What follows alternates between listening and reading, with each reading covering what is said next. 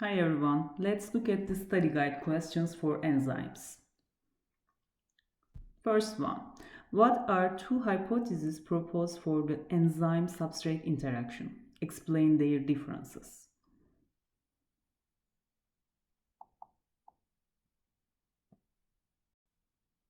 Substrate can bind to enzyme at active site. So two models or two hypotheses are proposed to describe the enzyme-substrate interaction. We have key and lock, induced fit.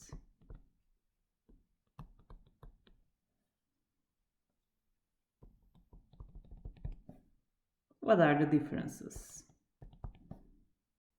So in key and lock, only specific substrates fit in an active site.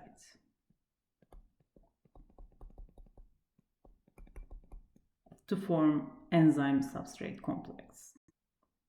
So it requires enzyme conformations to be rigid.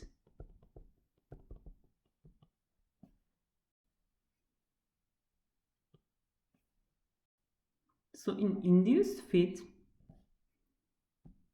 active site adopt a shape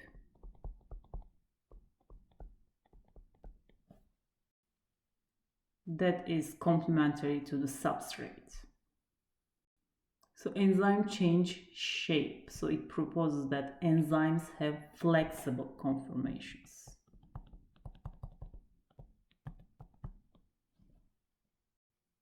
These are the main differences. So next question. Illustrate one force interaction that can contribute to the binding between substrate and active site.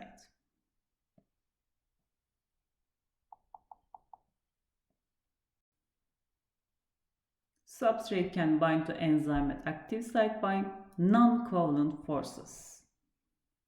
So you can say any non-covalent forces or bonds, such as hydrogen bonds or hydrophobic interactions.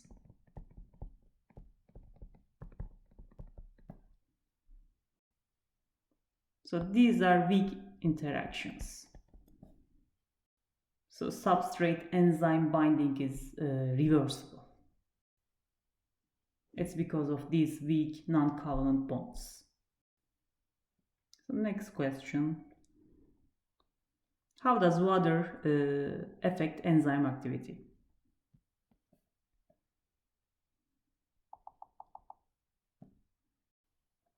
As you remember, there is an optimum water activity. At this optimum water activity, the functionality of enzyme is maximum. So maximum enzyme activity.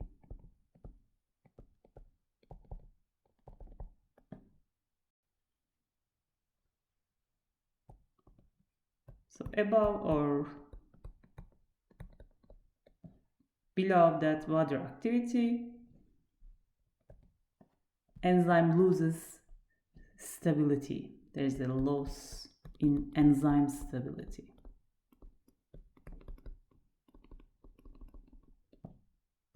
Therefore, activity decrease.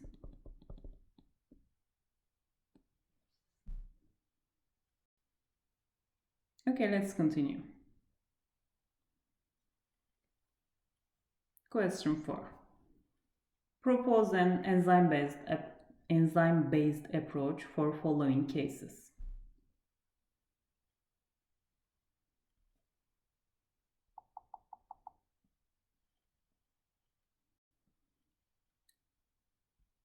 A. Pastry dough is too elastic and pulls back when rolling. So you wanna make pastry dough less elastic. So what makes pastry dough too elastic? Gluten protein. So it makes dough elastic and stretchy. So since it's a protein, we can use a protease enzyme. Protease. So it will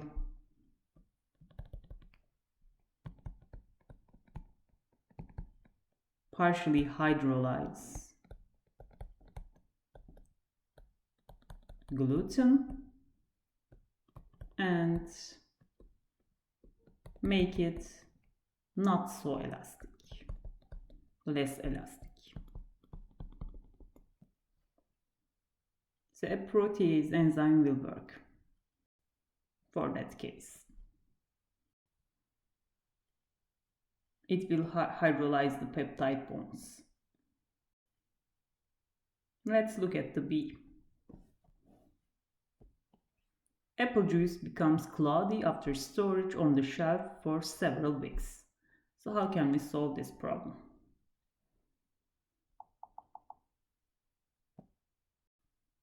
So what makes apple juice look cloudy?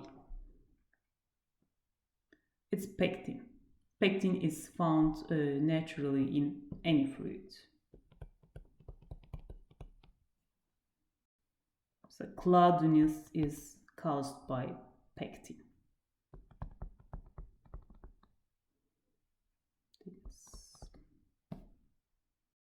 So we want to make it clear. We need to decompose pectin. So we can use pectin esterase enzyme.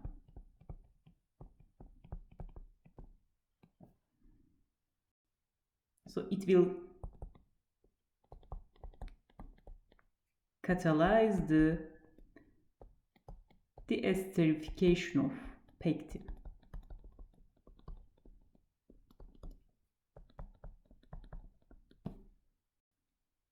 So hydrolyze the ester linkages between methanol and galactonic acid. And as a result, soluble and transparent oligomers will form.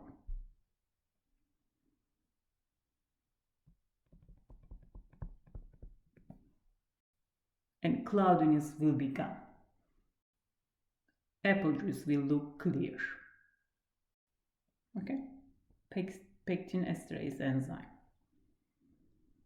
Okay, let's look at the C. Guacamole becomes brown within the storage life of 2 weeks at 4 degrees Celsius. How can we solve this browning problem?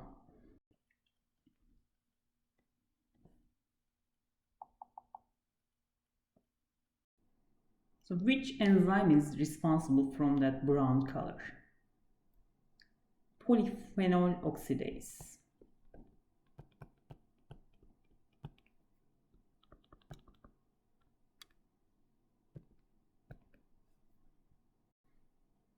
So it catalyzes the oxidation of phenolic compounds. Then quinones forms and they spontaneously polymerize to brown melanin pigments.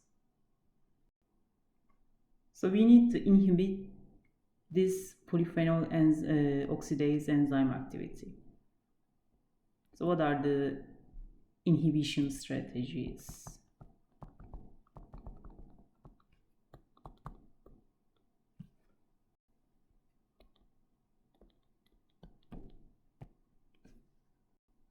So remember, this enzyme needs copper as cofactor and oxygen to function well.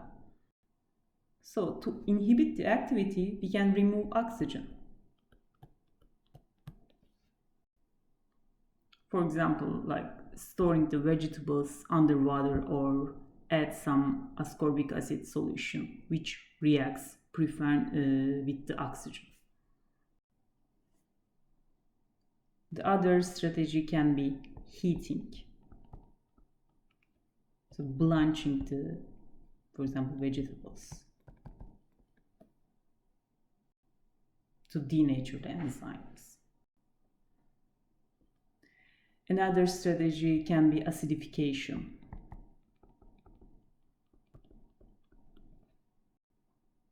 Because the optimum pH range for this enzyme is between pH 4 to 7. So if we drop the surface pH with any kind of acid, so that will inhibit the enzyme activity. We can also use some inhibitors like sulfur dioxide. So it will bind the quinones.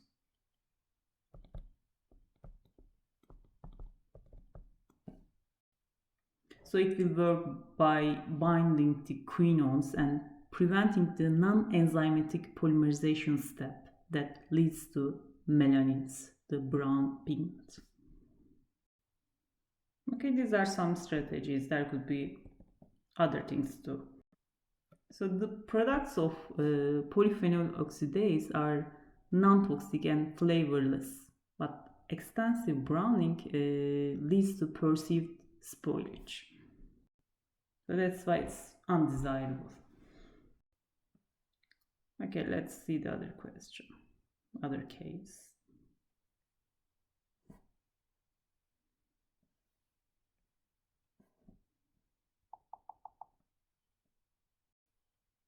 You wish to make an imitation cocoa butter, starting with triolein, palmitic and stearic acids. So you are going to synthesize a structured lipid. So remember the strategies. You can make an interesterification reaction, right?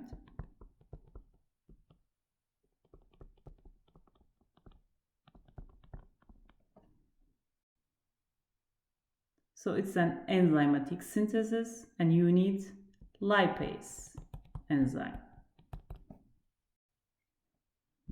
So you have different triacylglycerols. Use lipase enzyme. Since you are doing a synthesis, it should be in the presence of limited water.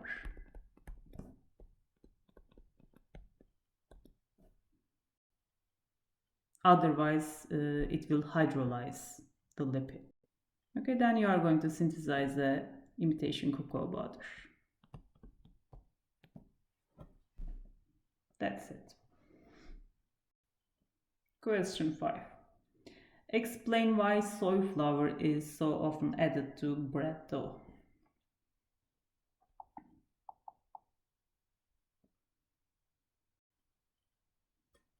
So remember, soybeans and other grains have lipoxygenase enzyme.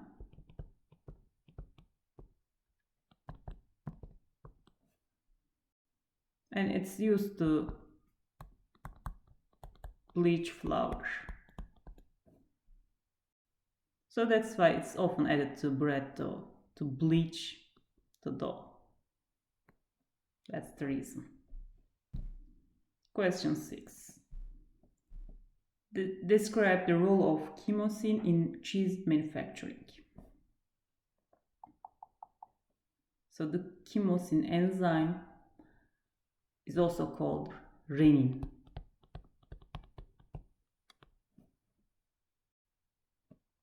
So it shows optimum activity at acidic conditions, right?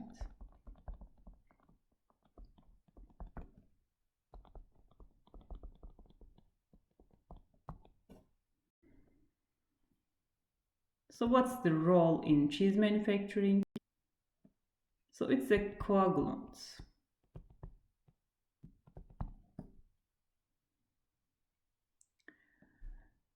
The role of this enzyme is the hydrolysis of a specific peptide linkage.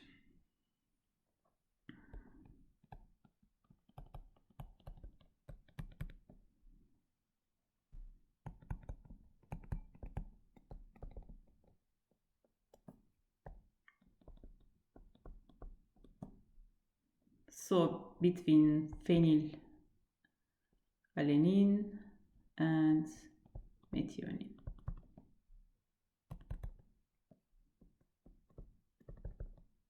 In casein protein. So it destabilizes the colloidal structure of casein and therefore acts as a coagulant for cheese curd formation.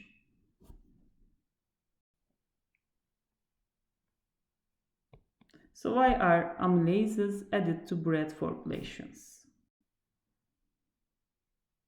To decrease staling,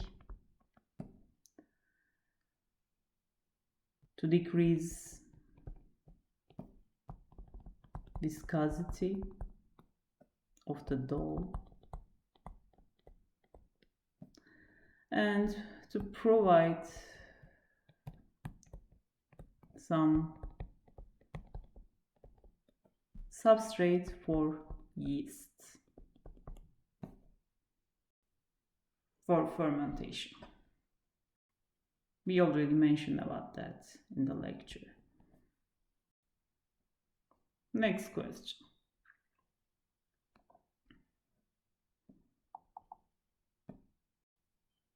So what bond is hydrolyzed by proteases? Very easy, peptide bonds. So if a protease can cleave the bond from the middle of one polypeptide chain, is it an endoprotease or exoprotease? So they are also called like exopeptidase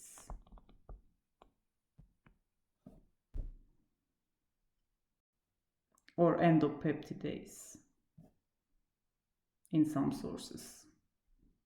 Also protease enzyme is called peptidase enzyme. So in some books or other sources. So they are the same thing. So the answer is endoprotease.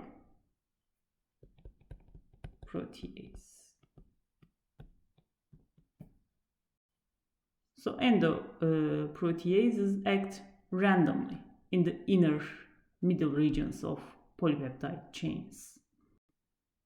Last question.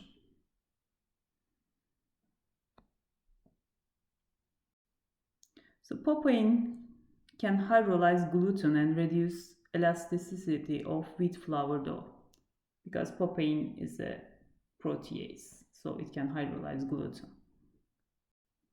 So adding glucose oxidase will reduce the action of papain over time to prevent excessive gluten hydrolysis. So how can glucose oxidase reduce the action of papain over time? So glucose oxidase enzyme oxidize glucose and the byproduct is hydrogen peroxide. So this will be generated during activity of glucose oxidase and this will inactivate papain enzyme. So how? Papain is sensitive to oxidation. It has thiol group on the active site, and oxidation of this thiol group on the active site can lead to inactivation of the papain, and it can be oxidized by hydrogen peroxide.